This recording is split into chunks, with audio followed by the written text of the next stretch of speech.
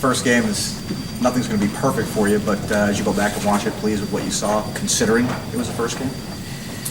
Yeah, we did a lot of good things. We're great defensively, and that was our concern going in the game. We were just worried about our defense, and that's all we really worked on going into it because I knew we'd win if we played great defense. So it's an area where we needed to improve. So we did a great job against St. Francis on the defensive end. So I was really happy with that. Morehead State obviously only losing by 1 at Thomas and Mack. Pretty formidable challenge coming in here on Wednesday. I just think Sean does a great job.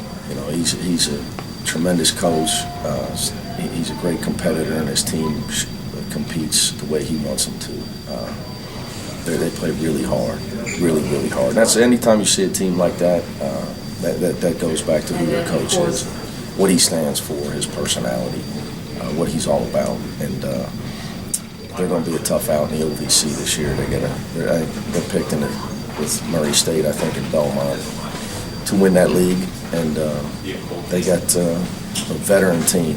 So their starting 5, they got two or three fifth-year guys, and then the other 2 4-year players. So they're the opposite of us, obviously, with our lack of experience and up and down the guys we play. So I'm concerned with their guard play as well. But the thing that stands out about Morehead State is how hard they play. Sean does a great job. You made a reference to Quadrain Moore briefly at the end of the game the other day. Does he always look to shoot that much? I'm not sure what I said. I don't remember either. He's sneaking past right now. You talking about his offense? Yeah.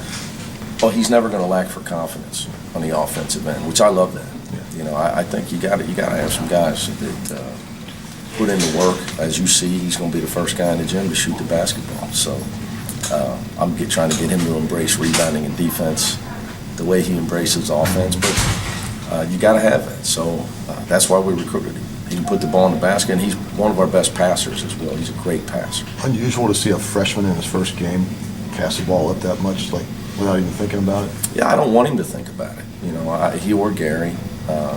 You know, I don't want any of those guys. You know, it doesn't say freshman on your jersey. It says, you know, it says Cincinnati. So, you know, I love the fact that he's not afraid. You know, we got to have some guys that aren't going to be scared of the moment. You know, step up, put the ball in the basket. What have you seen from Farad Kopp so far? He's a playmaker. He made 2 great passes in the second half the other night. I got to get him when he's in there. I got to get him in more situations where he's got the ball in his hands, where he can be a playmaker for us. He's got great speed. He's an excellent passer. He can score. He's got great floaters. Shoots a high percentage going at the rim. So I got to do a better job of getting him in true playmaking positions. What about his perimeter shooting? Isn't that one of the reasons you got him? Well, he can make open shots. There's no question about that. He just took 2 bad shots. He took 2 really hard shots. He missed them both. He shouldn't have taken either shot. What about Troy taking that next step leadership-wise? Do you see that given the leadership that you need to replace? I think we got to get that from a lot of people. You know, I don't think you can put that on one guy. You know, I think that Troy's been much more consistent with his effort this year. You know, he's got to remember he's still 18 years old, but he's playing much harder than he played last year on a consistent effort. Just trying to play hard on every play. He's still got a ways to go to get his. I want him to be more aggressive offensively. But you know, he didn't miss he was 2 for 2 and 4 for 4 the other night. But I need him to look for his offense a little bit more when he's off the ball and the ball's coming to him. So because he and Farad are our best playmakers. So I got to get him thinking about making plays where he's breaking down the defense, either getting fouled or making an assist. I got to get him doing that on a more consistent basis because he's got it in him.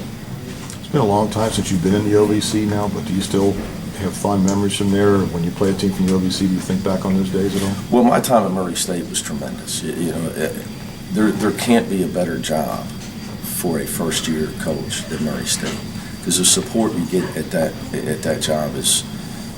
I would liken it to Kentucky at the mid-major level. I mean, that's how the support you get at that level. So, so obviously we used to play Morehead. Kyle Macy was the coach when I was there. So I think that I don't miss the bus rides. But I still got a lot of friends in Murray, Kentucky. It was a great time for me, and it's probably one of the few smart moves I made in my life was taking the Morehead State job when I had the opportunity. Is the OVC underrated, you think? Or maybe I think people do respect it. I think what you saw, what you see now in the OVC, from what I know, because I still keep my eye on it because I'm always rooting for Murray State, and Steve's a great guy. Steve Prohm's the coach there. But when they brought in Belmont, it took the league to another level because they got great commitment to basketball there. And as long as Rick Byrd's there, they're going to be they're going to be one of the hardest two mid-majors to play in the country. They can beat anybody. And now with Sean at Morehead, and Jeff Neubauer's done a great job also at Eastern Kentucky. They made the tournament recently. I think right now you got 4 really good mid-major programs in that league. We talked about their experience, and they have a bunch of transfers, guys that have, Yeah. I guess, played a good bit. Oh, they expect to win. Yeah. If you watch the film against UNLV, they're up 11 in the second half. At UNLV, where they have a tremendous home court advantage at UNLV, which our players know. We've played there. That they pack the house at the Thomas and Mack Center no matter who they play, and Morehead expects to win. If you read Sean's comments about his season, their expectations, which we told our team, are to win the OVC and go to the Sweet 16. So that tells you what he thinks about his team, and I love that. He's a friend of mine. He's a tremendous competitor. Glad I don't have to play him one-on-one.